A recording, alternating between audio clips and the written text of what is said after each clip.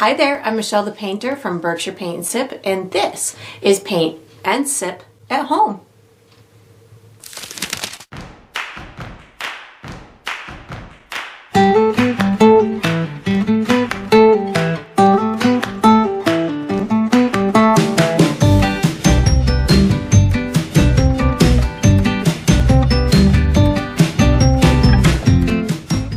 Alright, so today I'm going to be painting Sunset Campfire, and I'm sipping on some iced tea. And if you enjoy this process, I do hope that you like and subscribe to my channel, and that you also check out my Patreon page where you can find additional painting perks. So let's get painting and let's get sipping. Alright, so for my materials today, I'm going to be using a stretched and primed 16 by 20 inch canvas. If you're painting along with me, you can certainly switch up the size, but that's what I'm going to be using.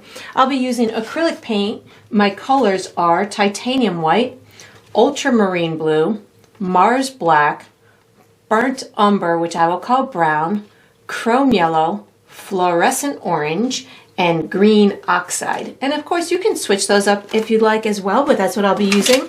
For my tools today, I have a standard number 2 pencil, and then I have 2 brushes. I have a 1/2 inch wide flat bristle brush, and then I have a number 6 round synthetic brush, and I will refer to these as small and large as we go through the painting process. And of course you can switch those up as well. If you're painting along with me, you're probably going to want to have a cup of water for washing your brushes, as well as a paper towel for drying your brushes. And down below this video, I will be providing you with a couple of additional resources that can help you through your painting process. One of them is a link where you can purchase the same exact paint kit that I'm using, from the large canvas to the same type of paint and brushes and all the good stuff in between. So that's there for you. There's also a link where you can download a free image of the final painting. So you can print that and use it as visual reference as you go through the painting process. And there's also written step-by-step instructions down there for you as well. And that's all we're going to need today.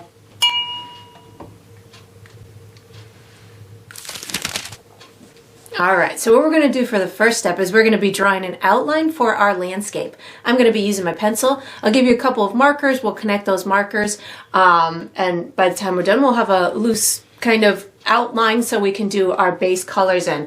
I do want to kind of just let you know that this is an imaginary place, so you don't have to make these hills exactly as mine, or the size of the land as big as mine or as small as mine. You can certainly feel free to adapt it to whatever you'd like. So the first thing that I'm going to do is on the left hand side, I'm going to kind of eyeball where my halfway point is, up and down, and then I'm going to come down from that maybe about an inch and a half, make myself my first mark.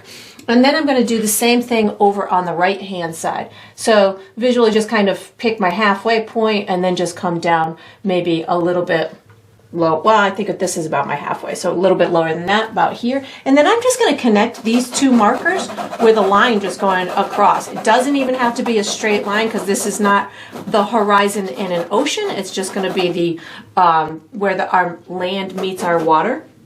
And then what I'm going to do is on the left hand side over here, I'm going to come about halfway between here and the bottom of my canvas, make myself a little marker.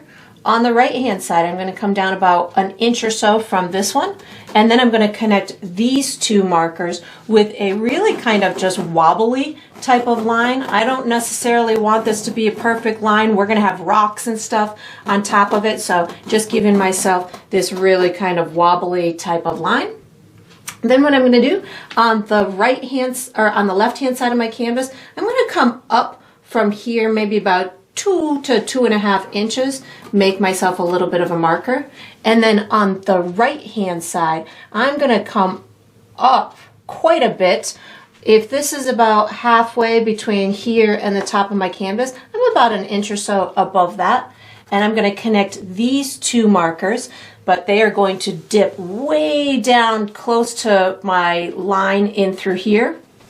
And then it's going to come back up in through here. So I'm going to bring this in a real big sloping kind of line somewhere in through here. I'm going to bring it right close to my line in through here, and then kind of lay it flat for a little while, and then I'll bring it back up in a arcing kind of motion up in through here.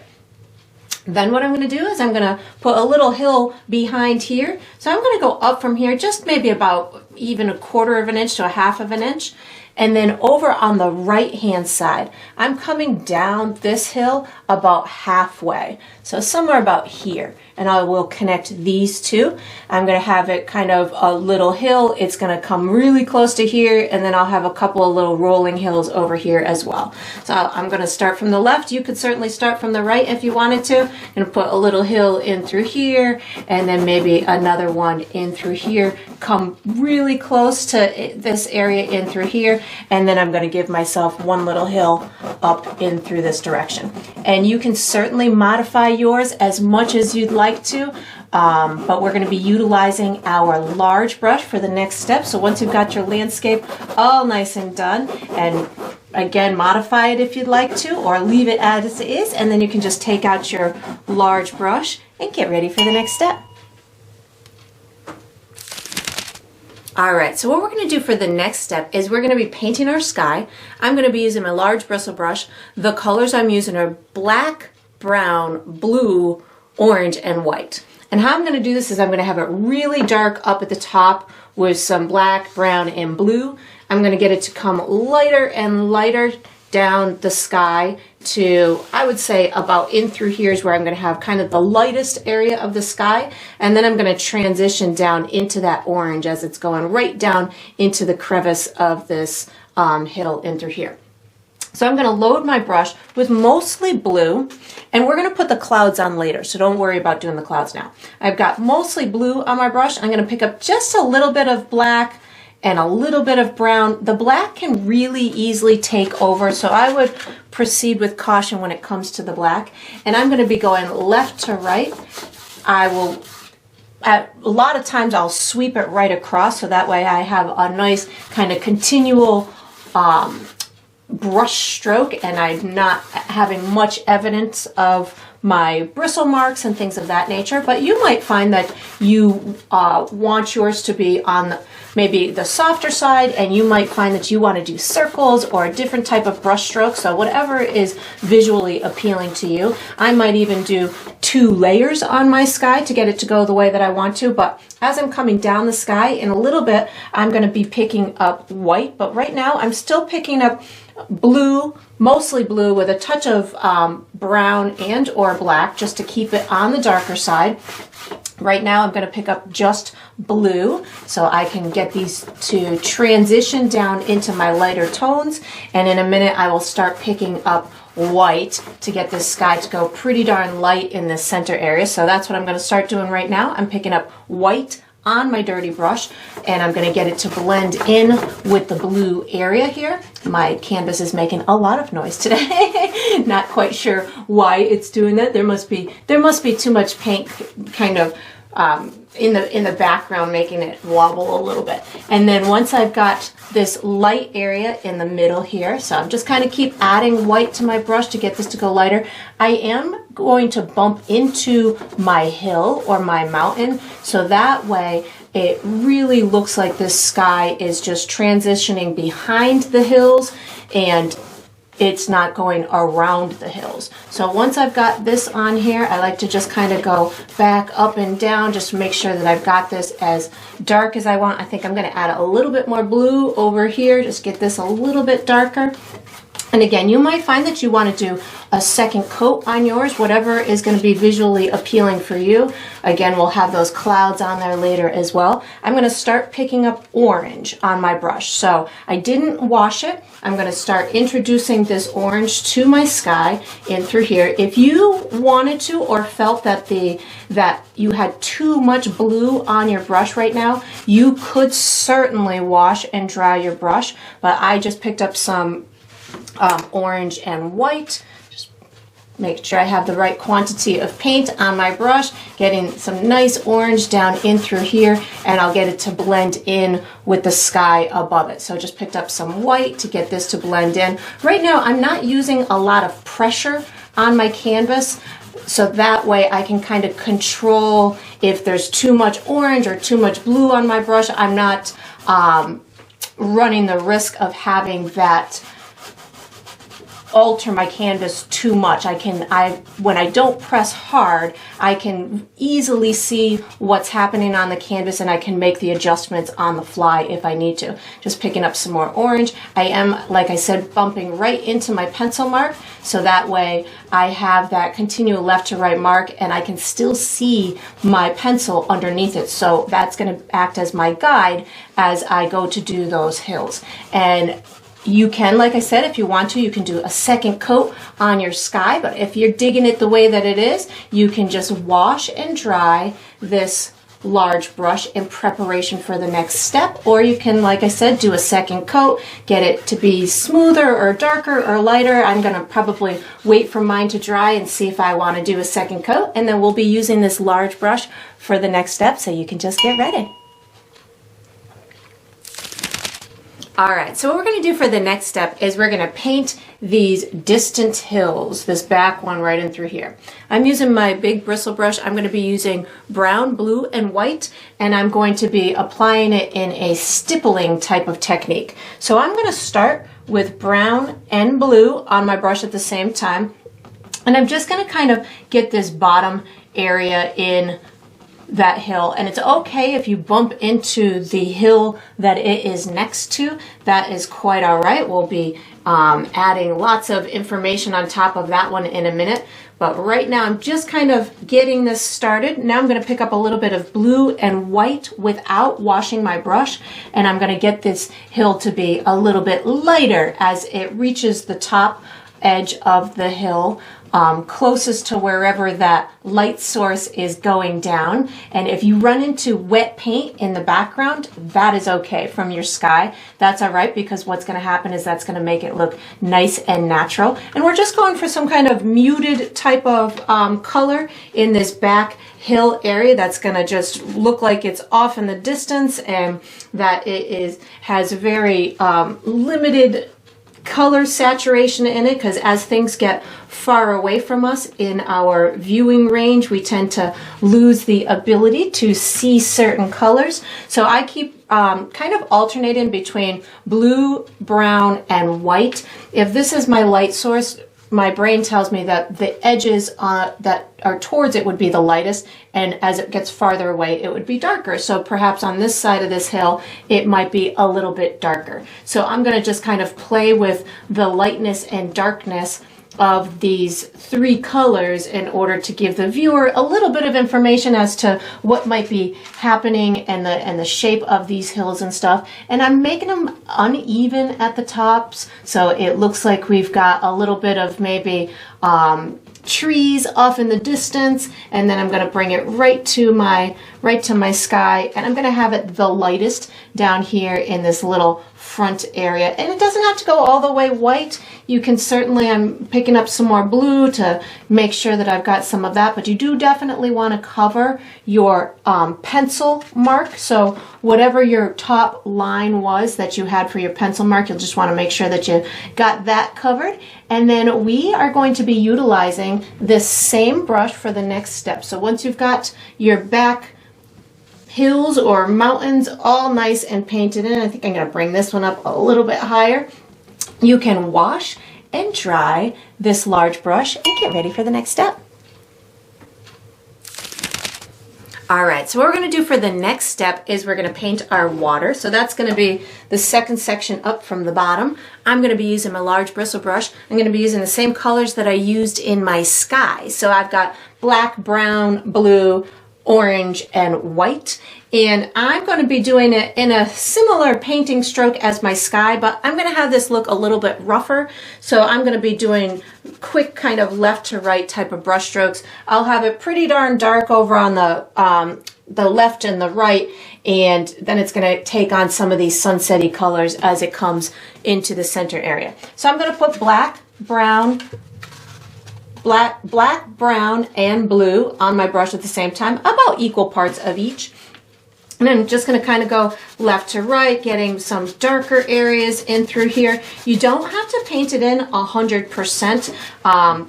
Because you'll be overlapping these colors on top of one another, but I like to just kind of start it off with this loose kind of brush stroke. Again, I don't want it to go all black on me, so if I feel like the black is a little bit overpowering, I'm going to stop picking that up, and then I just picked up blue. I tend to not wash my brush through a step like this, but if you find that your paint is all turning into one color, or you're having difficulty kind of getting the diversity in your colors, it might mean that you have too much paint on your brush or that you need to wash it. So feel free to wash it at any time that you feel you need to. And then as I come towards this center, I'm going to start picking up some of my orange. I have not picked up white as of yet because I'm kind of reserving that for last, because I know as soon as I start using white on my brush, it will make these colors go a little bit softer and a little bit more muted. I just picked up some orange and blue as I'm going over into this vicinity over here. And again, I'm just kind of going left to right. You could certainly make yours look a little bit smoother if you wanted to, picking up a little bit more blue just to make sure I've got this whole area covered in through here. And now I'm going to start picking up a little bit of white. I'm not, again, going to do much, just kind of giving myself almost like these little ripples of sorts in this center kind of area in through here. I just really am looking to have maybe a little bit of movement in my water. The water is definitely not going to be the main focal point of this painting. That's going to be the fire and the sky and stuff. So I washed my brush and put some blue on it so I can finish up this area here. I just want my water to really kind of translate those sky colors in it. So that's where I'm just kind of utilizing, you know, something that's not too invasive, but definitely has some of those sky colors in it and looks as if it's a nice nighttime reflective type of waterway. It could be a lake or a pond or maybe the edge of a river, whatever maybe speaks to you. And then once you've got your water done, and of course you can keep fiddling with it as much as you want, keep adding little bits of orange and blue here and there. But once you've got it in the way that you would like, we are going to be utilizing this same brush for the next step. So you can just wash it and dry it and get ready. All right, so what we're going to do for the next step is we're painting some night clouds. I'm going to be using my large bristle brush. I'm going to be using black, blue, and orange. You could certainly feel free to kind of make these more on the grayer side or on the darker side, however it's speaking to you. But what they're going to be is they're going to be really dark and kind of wispy looking, and then they're going to have an orange kind of underside to them, so that way it looks like they're being kind of illuminated by whatever this light source is. So I do recommend that you don't use a lot of paint on your brush. So when you go to load your brush, just load it with a teeny tiny bit. You can always add more, but it's tough to take away big black clouds once they're on there. So, and if you have a lot of paint on your brush, you're going to want to keep making those clouds bigger and bigger, and it might get away from you. So very little bit of paint. I'm going to pick up a tiny bit of blue. Oops, there's white there. No, I don't want white on my brush, so I just accidentally picked up white, so I am washing and drying my brush really quick. So I'm going to pick up a tiny bit of clean blue and a teeny tiny bit of black. Not a lot. Again, I don't need a lot. You can, even if I've scared you enough, you can wipe it off on your paper towel. And what I'm going to be doing is I'm going to have kind of a big mass of the clouds going in through here, and they'll wisp out over there and maybe wisp out a little bit to the left. So I'm going to start up and through here, and what I'm going to be doing is I'm going to be kind of rubbing these clouds out and kind of letting them just dissipate. If you have too much paint on your brush, just wipe it off on your paper towel. If you need more paint, add more paint to the equation. I'm going to add just a little bit more on my brush, make sure that I can get these to do what I want them to, and I'm going to just kind of have them pretty darn narrow in height. I don't want them to come down too far into my painting. Just really want it to be a nice kind of night type of cloud. I keep adding a little bit of paint to my brush so I can get it to do what I want it to. And yours don't have to be exactly shaped as mine. You might find that you want yours to be shaped much differently than mine. It's going to be totally up to you. Give myself a little bit of wispiness coming out there and maybe here. Maybe bring these out a little bit in through here. I think I'm going to pick up a little bit more blue on my brush just to kind of get these to get themselves to dissipate. I'm going to have a couple of little ones just kind of going off in the distance and through here. And you can see I'm not doing much at this point. I haven't picked up my orange yet. I'm just kind of letting these little tiny wisps of clouds do with whatever they want. Maybe we've got something kind of going up in this direction. So they're pretty well where I feel that I want them to be at this point. So what I'm going to do now, without washing my brush, I'm going to pick up some of that orange. So I've got, and again, I don't need much, just a teeny tiny bit on the end of my brush. And I'm going to put it on the bottom side of these clouds. So I've got a little bit on the bottom side here, a little bit here, and you don't want it to look too uniform, so you can put it, you know, in various places. Not every single piece of the cloud is going to be facing the bottom side is going to be facing the light source. Maybe one part of the cloud is hidden by another part of the cloud, so it doesn't have to be too uniform looking, but if you wanted to, you can certainly have it that way. I'm going to put a little bit up in through here, and again, I'm just in my head, I'm saying, oh, this is going to be the bottom side of these clouds, so I'm just going to put these little bits of the orange. And once you've got it as much as you want, the orange will probably dry a little, or get a little bit darker as it dries. So if that happens and you want to make it more intense, feel free to do so. And then we're going to be utilizing this same brush for the next step. So once you've got your beautiful clouds in here and they're as everything that you had hoped that they would be, you can wash and dry this large brush and get ready for the next step.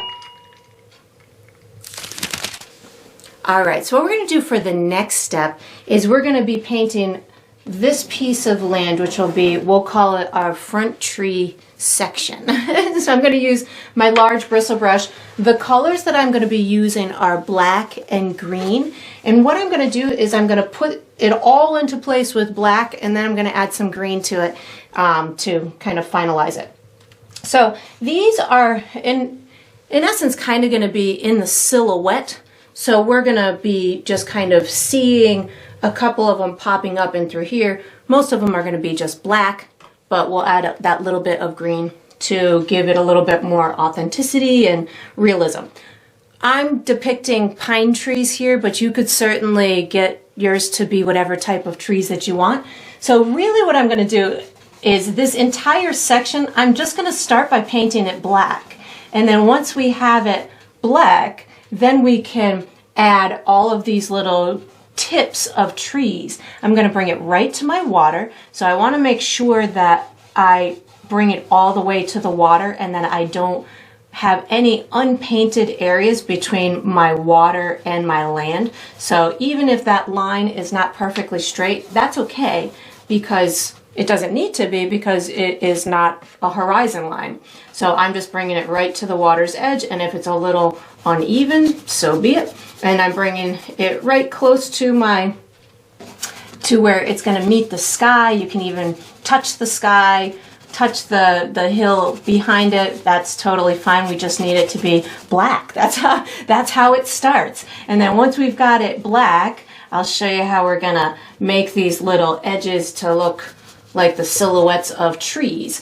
So I've got it all black now, and what I want to do is I'm going to pop up a couple of taller trees, and then we're just going to have the little tiny tree tops of others. So I want my bristle brush to be in control. So what I'm going to do is I like to take it and squish it in my paint on the side of my palette. And what that does is that will squish my bristles together, and I'm able to make kind of skinnier lines. So I'm going to be utilizing this skinny side of my brush to make what I call tree markers or tree trunks, but we're going to kind of hide the tree trunk itself. So I'm going to give myself a whole bunch of little lines, vertical lines that are going up at different heights. And some of them are going to be thick, some of them are going to be thin. I think I want to have one maybe somewhere in through here, going in front of that area. Maybe I've got one in through here. I'm doing my tallest ones right now. And then the ones that I'm going to want to just be little tree tops themselves are going to be in between. So I'm not doing too many of these tall ones. Maybe I've got a couple over on this side. And then once I've got them in there, what I'm going to do before I fill in their leaves is I'm going to fill in all this top line by just taking my brush and just kind of pulling up these little uneven tips. So these would in essence be the shortest trees that are down by the, or in front of the other hill, or down by the water's edge. So I don't really need to do much. I'm just pulling my brush up so I've got these little kind of pointy pieces coming up out of the ground. I am making sure that I don't have a solid line at the bottom, so I'm just kind of using the edge of my brush to get these little kind of points coming up. I know that these are going to have more evidential kind of branches to them. So as I am doing these smaller ones, I'm just really concentrating on just making it so this bottom line is not a solid line. So I can bring these up in these different varying heights. These are all going to be hidden by these big trees in through here. And now I'm going to go ahead and make the branches on my big trees. So when I do this, I'm thinking a long triangle. So I re-squished my brush, and I'm going to take it and I'm going to use the corner of my brush, and I'm going to tap in the branches on the sides of my pine trees. And I'm just going to make sure that I don't have any unpainted area at the bottom of that pine tree. So you want to make sure that the entire canvas has paint on it. And again, I'm just kind of using the tip of my brush to get these, or the side tip of my brush to get these uneven kind of branches to stick out. And then I'll go ahead and do these ones as well. And you might find that some of them overlap the tree that is next to them. You can have like a little rogue branch kind of popping out every now and again. And if this brush is too big for you, you could certainly utilize your small brush to accomplish the same thing. It would look a little more organized in a sense, but you could certainly utilize that. These branches can come out at different lengths. They can come out at different angles. Though just the iconic kind of thing of a pine tree is that it takes on this shape of almost like a triangle. So you want the bottom of that tree to be a little bit wider and the top to be on the pointier side. And if you can accomplish that look, then you've given the illusion of a pine tree. So it doesn't take too much to get that look.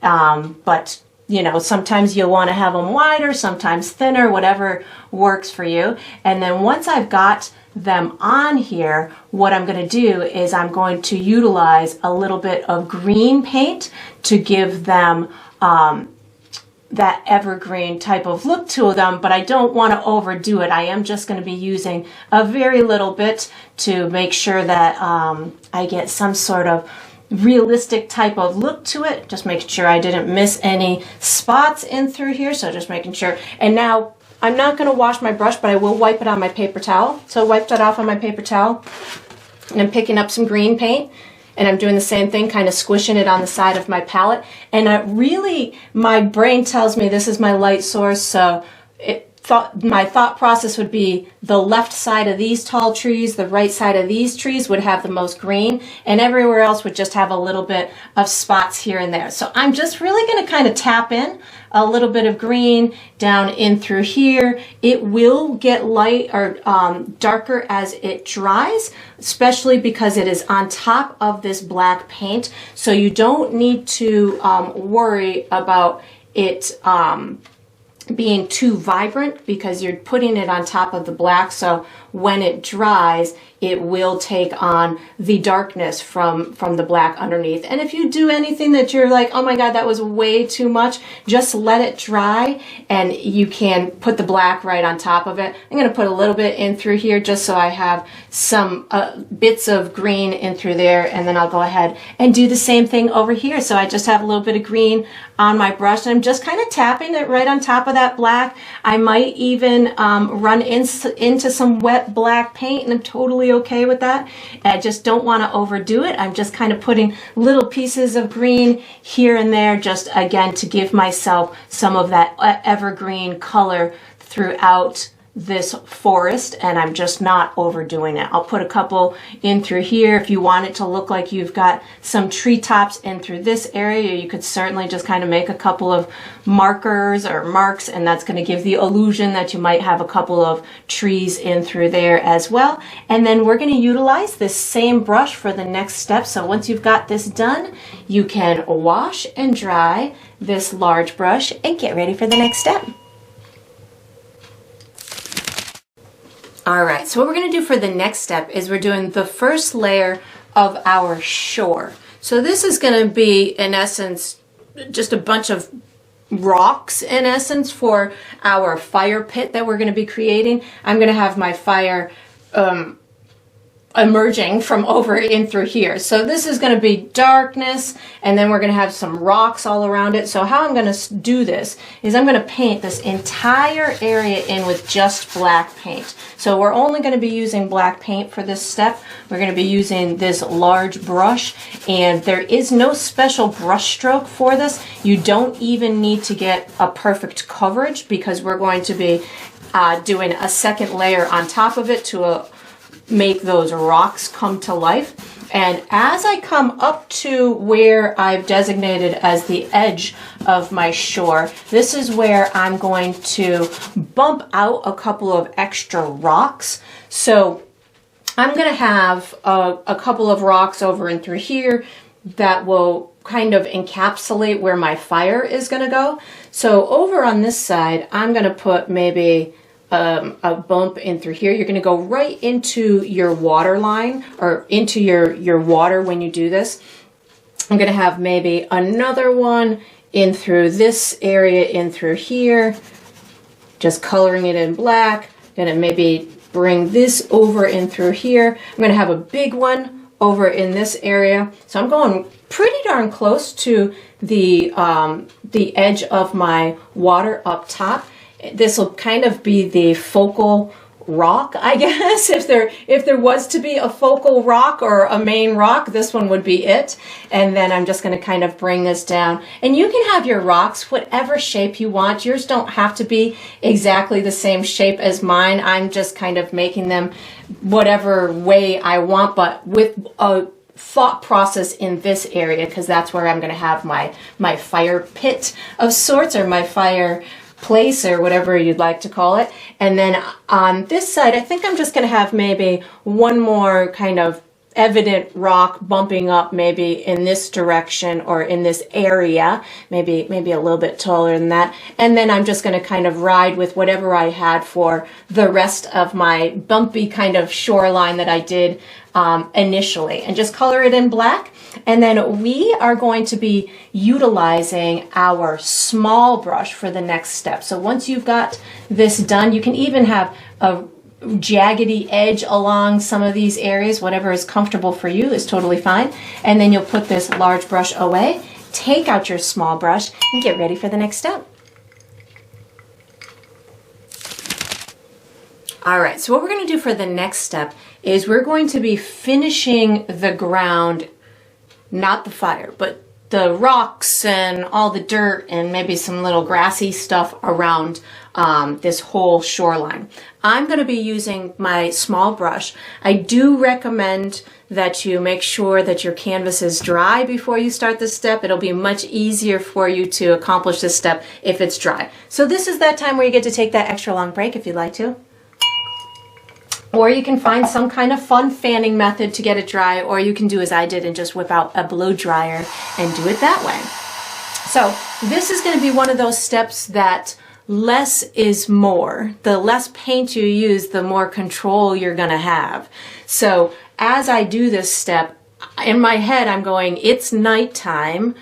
If this fire wasn't here, it would be pretty difficult to see, or it's almost nighttime. It'd be pretty difficult to see a lot of the detail on these rocks and on the ground. So I'm not going to be adding a lot to them because the light source is going to be coming from the fire. Everything on the opposite side of the fire would kind of be in the shadows and the silhouettes. So really all I need to do is put a little bit of a glowy kind of edge on my rocks and ground on stuff that is kind of facing the fire. So what I'm first going to do is I'm going to be giving myself a roadmap of where I want my rocks and my glow to go, and then we'll be kind of fine-tuning with a little bit of extra detail. So I'm going to use my small brush, and I'm going to start with just orange paint. Throughout this process, I'll probably use orange, brown, yellow, white, maybe a little black. I'll call them out as I use them, but I'm going to start with just orange paint on my brush. My orange is very translucent, so I know when I put it on, it's going to be a little bright, but as it dries, it's going to get darker and darker, and it'll kind of almost like fade into my black by the time I'm done. So I'm going to start with my thought process of right in through here is where my fire is going to go. So for me, it's going to help me if I just take that orange and kind of rub it into what I'll refer to as the floor of the fire. So I'm going to just kind of rub a little bit of orange in through there, giving myself kind of soft edges, letting it kind of dissipate a little bit. Then I'm going to take that little bit of orange and start outlining rocks that are kind of facing the fire pit itself. So if I want one in through here, I can have a rock in through here with the edge closest to the fire being the brightest, and then I just kind of rub that orange out a little bit. I think I want to have one right in through here, so I can start with that orange like this, and you can shape your rocks whatever way you want. Maybe this one kind of comes down in through here, and then I just take that orange and rub it into the black, so it just kind of fades away into that black. Then maybe I'll have one down at this bottom. Let me just move my canvas a little bit so it makes it a little easier to see. Maybe I'll have one coming, let's go somewhere over in through here. Maybe this one's kind of a big one like this that'll just be showing the little edge of it. Wiping my brush off on my paper towel just so I don't have too much paint. Again, less is more. I don't need to do a whole heck of a lot here. I'm really just kind of giving myself a roadmap where I want these rocks to go. I have this big one in through here, so I'm going to illuminate the edge of that one, the side that is closest to the flame with my orange, so something like this. And you know, you can kind of dictate where that rock starts to turn by just letting that color disappear into the shadows to the right. So I'm just kind of putting that orange on in through there. I think I'm going to have one maybe right in through here, which will give me a little one kind of closer to the flame. And we're just gonna again see the little edge of it. So just making that edge, and then the orange is gonna disappear into the darkness here. I think I'm gonna have one over in this direction too. So I'm gonna start maybe in through here, bring this here. And of course, again, I'm just freestyling the shapes of these rocks. You can certainly do it whatever. I'm feeling like these rocks here, our viewpoint is behind them, so we're just seeing like the little edge of them glowing from the flame. But you could certainly, you know, make yours looking more, you know, facing the flame. I'm going to have one right here that kind of will face the flame. So I've got this edge in through here, so maybe I put more orange on this one like I did over here. That's going to make this edge of this particular rock look like it's facing the flame more. So whatever ones you feel are facing the flame more, you'll put more of that orange on it. I've got one over in through here, so I'm going to put some orange over in through here, and then this is just kind of some land that is going to just maybe catch a little bit of the glow from the fire. And then all this area in through here, I'm just thinking it's like gravel and dirt and maybe lumps and bumps of stuff. So I'm going to use some of that orange, and I'm just going to kind of sporadically just rub it in. I think I'm going to pick up a little bit of black too, just to make sure that I don't have any areas that are unattended. So I've got orange and black that I'm just going to kind of alternate on my brush right now to give myself what will be kind of just lumps and bumps within that land that maybe you want to put a pile of wood or something over in through here.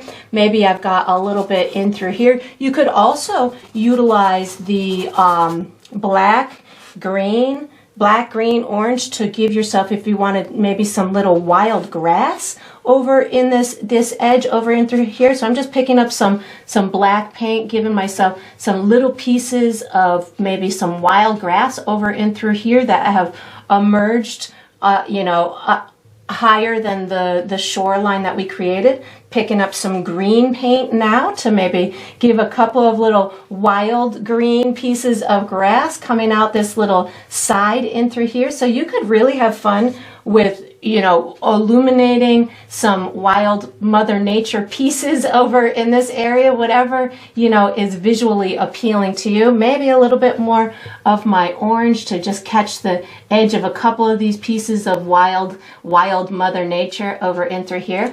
And then I just need to, this side's pretty much done. You could, modify it once it dries if you feel like you want to do anything more to it. But the last area I'm going to do is just kind of illuminate these rocks a little bit more that are next to the flame. So I'm going to wash and dry my brush, and this is where I'm going to use a little bit of brown, maybe a touch of white to give myself little bits of additional glow. So I'm going to pick up a tiny bit of brown and a teeny tiny bit of white. And again, less is more. You don't need a lot at all. Wipe it off on your paper towel. And then you just kind of go in and say, okay, well, I think I want this area to have some extra bit of information in it. So you can just kind of put that lighter tone in through there. Maybe I've got a little bit extra on this rock in through here. You can pick up some of that orange if you wanted to and make it glow even more. So you can really just kind of dictate how bright you want these edges of the rocks to go, and this will give you a little bit of additional shape to them.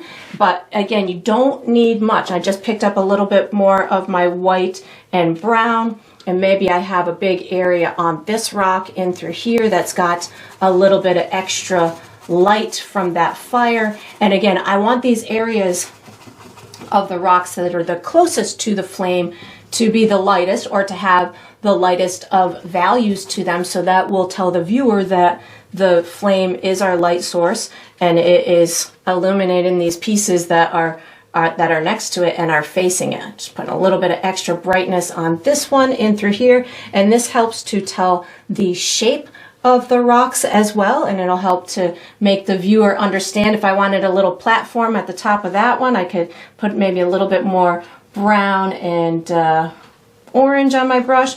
I just dropped my paper towel. I've got to go down and get it. Using my paper towel to just kind of give myself, I don't know, maybe a little platform on the top of that rock. And of course, if you do anything and you're like, oh, that was too much, just take out your black and paint over it, because that was the starting point of these. I think I want a nice little bright spot on the top of this, and I'm going to utilize a touch of yellow in a minute as well. But right now, just kind of getting these really bright areas so I can understand how I want this to kind of play out. You can, once you put the flame on there too, later you can add a little bit more highlights if you wanted to. I just put orange and yellow on my brush right now, just to kind of maybe get a little more of a glow on some of these with a bit of that orange and yellow. And then I would just kind of sit and fiddle and play with it for just a little bit more, but I'm thinking that it's pretty good at this point. I might let it dry and see if there's any little additional tweaks that I want to make, but I'm digging it kind of the way that it is right now. And then we are going to be using this same small brush for the next step. So once you've got your rocks illuminated and your ground is as bumpy and full of information as you want it to be, you can wash and dry this small brush and get ready for the next step. All right, so what we're going to do for the next step is we're going to put our fire in place. So I'm going to be using my small brush. The colors that I'm going to be using are orange, yellow, white, black, and I might use a little brown too, but if I do, I'll let you know. So how I'm going to do this is I'm going to build my fire from the glow part to the flame part. So I'm going to be using my orange to set in place the largest area of the fire, and then as it gets closer or more concentrated to that flame, I will be making it lighter and lighter, and the area will get smaller and smaller as it goes into those really intense flame parts. So I'm going to start with just orange on my brush. I'm obviously going to have my fire coming out of this area in through here. You can utilize, if you've got a similar kind of paint as I do, this orange is very translucent, so I can see through it, but I can utilize kind of a good amount and just spread it as I go. So I'm going to have this coming all the way in through here, making sure it kind of encapsulates in through here. I'm going to bring this up in through here, and you can really have your fire as large as you want, as dissipated as you want, as concentrated as you want. I'm going to have some of mine kind of coming out in this direction. I'm giving the edges of this glowy part softness, so I'm not having them very firm lines. What I'm doing is I'm just kind of softening the edges of it, and then I'm going to bring this up in through this center area. I'm going to have mine going way high up into the sky, as if it's a very energetic fire that we have created here. And I've got mine with a little bit of movement as it's coming up into the sky. And if you find that, especially when you go into these lighter areas, that your paint is really firm and you want it to be a little bit more translucent, just stick a little bit of water onto your brush and you'll be able to get that to have those softer edges and pull out those edges so they're really just very see-through and will spread as far as you want them to be. And I want to make sure that mine stays really nice and see-through, so when I do get to those edges, if I need to put a little bit of water on my brush, I will. Just bring this out in through here. I'm going to have a couple of flames kind of shooting up into this area up in through here, so I'm just kind of bringing that up, and then maybe I'll have some good ones coming up in through here. And again, this is going to be the largest area of the fire, and you can see through fire. So if you can see your information behind that, that's awesome. That's what my intention was.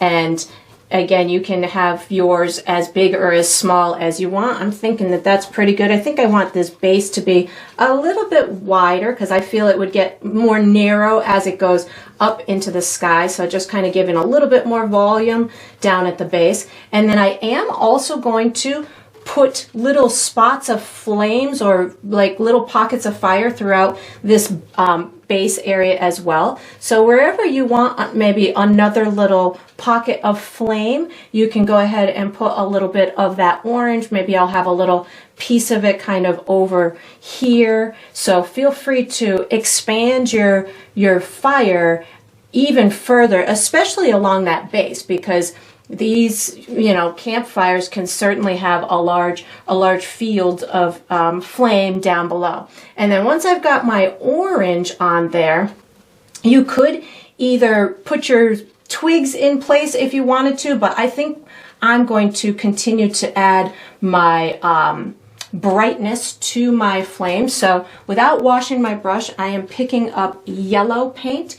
And this is going to be a little bit smaller of an area. It's not going to be the end all be all yet, but this is going to start the additional fiery type of look to it. So I'm kind of going in a similar direction as the first footprint that I put on there, but I am having it a little bit more smaller of an area. So just kind of putting these yellow type of flames of sorts, or the hot parts coming out of here. And I do know that the hotter a fire is, or something to do with the temperature, sometimes you can see blue flames. So if you wanted to incorporate a little bit of blue in your fire, you certainly could. I know that whenever I tend to see blue, it's usually right around that the base of the fire, but if you wanted to incorporate a little bit, feel free to do so. I'm getting these little sparks to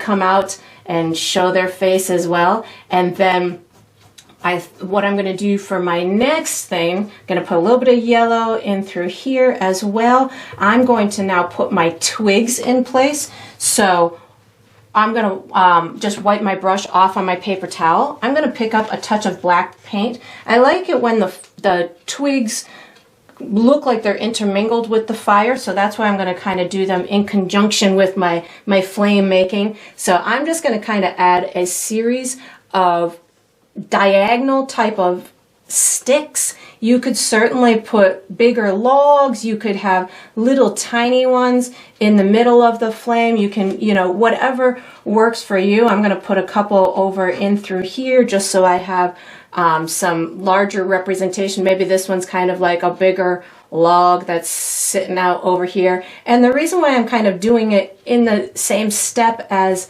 the flame itself is just so I have them intermingling with each other. I like it when that happens. I'm going to put some brown and white on my brush to give myself a little bit of a highlight on some of these pieces of wood, because they would definitely be catching some kind of light from the flame. So I just put a little bit of brown and white, and you can certainly, some of them would be burnt, so that definitely helps the black in there. It would make them look burnt, but if you want them to have a little bit of a dimensional element, or maybe even just kind of being able to see them a little bit, that totally works as well. That little highlight will help you. And then I'm going to wash that black off of my brush, and now I'm going to start adding my vibrant flame. So I'm going to start with yellow and white on my brush at the same time. Again, I don't need much, just a little bit of yellow and a little touch of white at the same time. And I'm going to get this to be very bright down here and then dissipate and be of a smaller area up top. But I want the yellow in my mixture right now so I can still maintain that there is some of that yellow to it. If I was to just go totally white right now, I wouldn't really have that natural progression to the brightness, which is what I am attempting to work towards. So I have the yellow and the white, and this is where I'm getting these little tiny flickers of the flame to just kind of make their way out. This is where you can get the movement of the flame to really start to show. So again, yellow and white. I'm not going all white yet. And again, if you feel like you've done too much, certainly just kind of back it off a little bit, or wipe your brush off on your paper towel.